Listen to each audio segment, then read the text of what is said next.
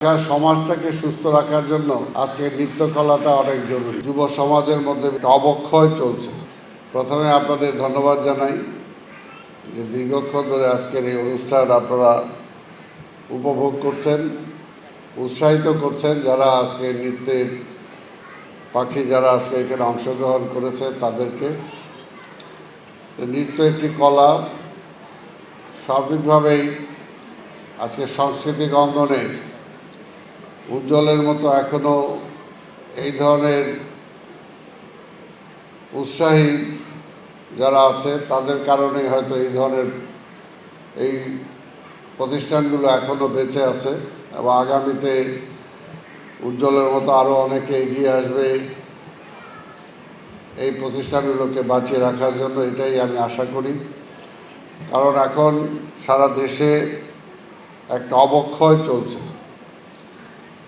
যুব সমাজের মধ্যে, বিশেষ করে তরুণদের মধ্যে। সে অবক্ষয় হলো এখন পড়াশোনার করে তার পাশাপাশি শুধুমাত্র মোবাইল নিয়েই ব্যস্ত থাকে। আর এই মোবাইলের ভালো দিক যতটুকু তারা গ্রহণ করে, আমার মনে হয় তার চেয়ে খারাপ যে দিকগুলো আছে সেগুলোও তারা গ্রহণ করে। এর জন্যই আজকে সংস্কৃতির বিভিন্ন সেকশনে তাদের যেভাবে অবগাহন করা উচিত। আমরা ছোট সময় বা আগে আমরা দেখেছি তরুণ বয়সে এই গান বাজনার দিকে অন্তত একটা বয়স পর্যন্ত সবাই ইনভলভ থাকতো। তারপরে হয়তো যখন তারা ব্যক্তি জীবনে চলে যেত তখন হয়তো সেটা আর কন্টিনিউ করতে পারতো না। তার মধ্যে অনেকে কন্টিনিউ করতো, কিন্তু এখন একেবারেই খরা আমরা দেখতে পাই। যেভাবে আজকে তরুণরা এগিয়ে আসা দরকার, ঠিক সেইভাবে আগের মতো নাই। তারপরও আমি ধন্যবাদ জানাবো বিশেষ করে মায়েদের, শুধুমাত্র নিজেকে সুস্থ রাখার জন্য না, আজকে সামাজিক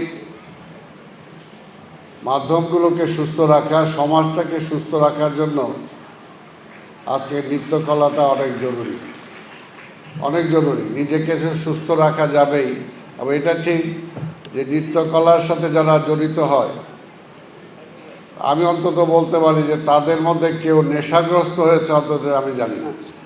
কারণ নেশাগ্রস্ত হলে অন্তত আর এই নৃত্যকলার সাথে জড়িত থাকার কোনো সুযোগ আছে বলে আমার মনে হয় না।